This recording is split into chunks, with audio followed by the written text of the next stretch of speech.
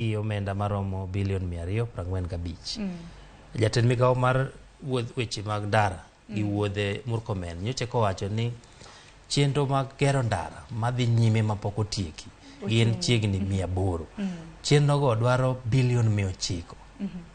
Koro nyiso ni kata kikawo omenda ni te ti di bolo mane chenro mano osechaki madhi nyime to pod wan gi rem maduong' chiegni bilion 600 ma pod dwarore mondo ka watiek chenro mosechakore magero ndara.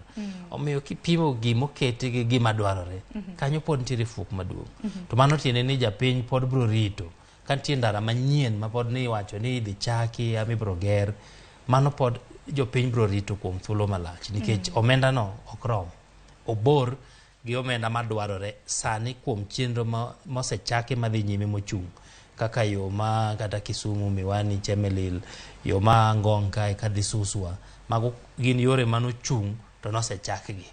To bedo kamano nyiso ni contractor samoro keto tinga ka ochung' achung' e yo kanyo, nitie omenda ma ichulo kuom gigo chung' achung'a kanyo.